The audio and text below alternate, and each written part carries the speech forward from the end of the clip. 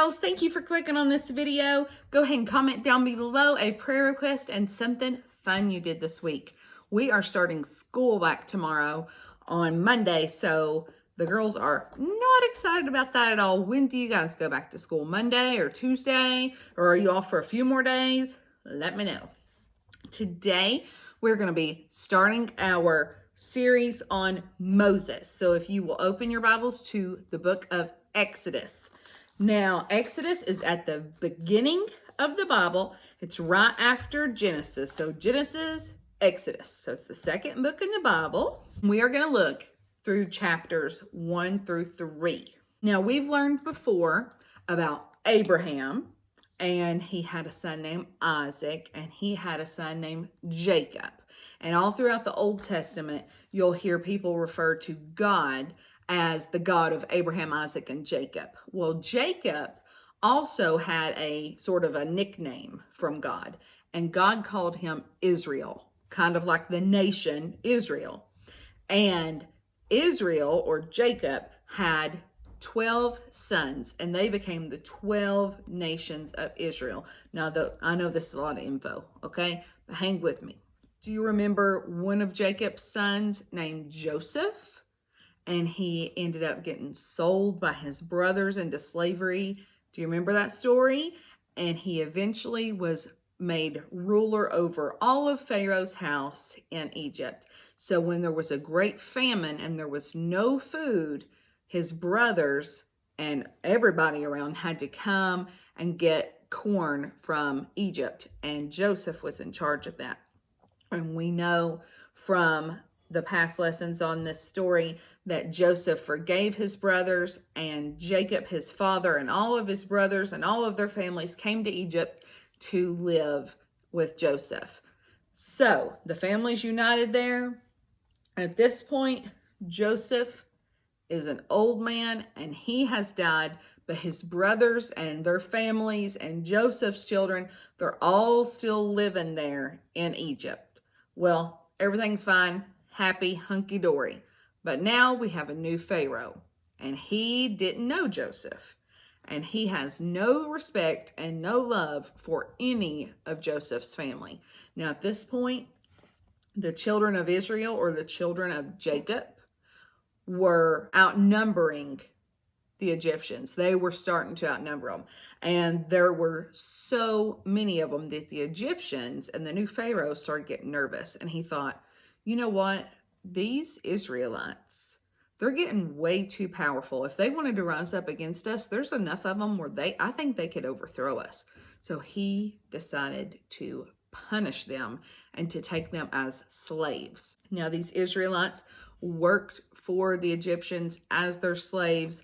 They were treated so terribly and so horribly. And God saw his people, and he heard their cries, and he heard their prayers.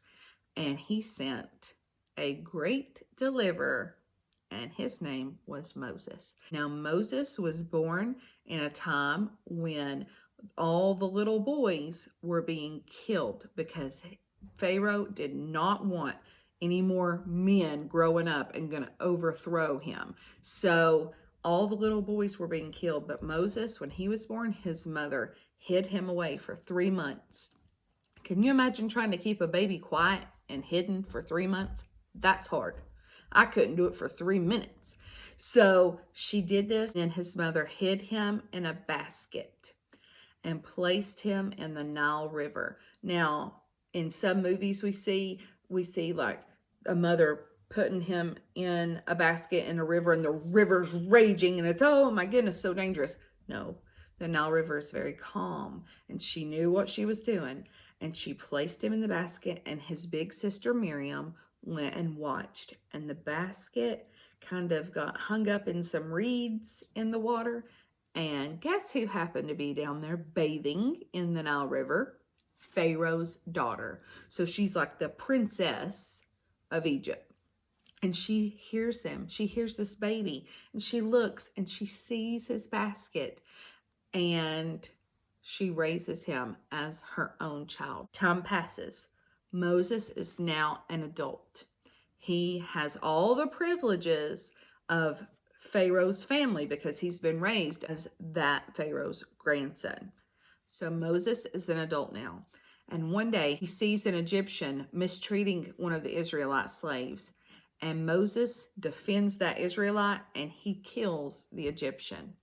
Well, people found out about it and he got scared that he would get in trouble from his family because he killed an Egyptian and he ran away. And he gets to this place. It's called Midian, where he becomes a shepherd. And he marries this lovely woman, and he is keeping her father's sheep. He is a shepherd. And one day he was keeping the sheep on a backside of the desert, and he saw something really interesting. He saw a bush that was on fire, but it wasn't burning up. And do you know what it was? It was God getting Moses' attention. And when his attention was on this bush, God started speaking to him. And God told him that he, Moses, was to go back to Egypt and rescue his people, the Israelites. Do you think he was afraid? Absolutely. He was terrified. He wasn't a very good speaker. He had a speech problem. He stuttered and he was really nervous and he thought, how am I going to do this? I'm not even equipped to do this. I can't even speak. And God told him and promised that he would be with him. So we see that God had a plan for Moses' life ever since he was a little baby and his mom was able to hide him away and then place him in the basket. He was able to be raised in Pharaoh's house, and now he's going to be the great deliverer of the Israelites.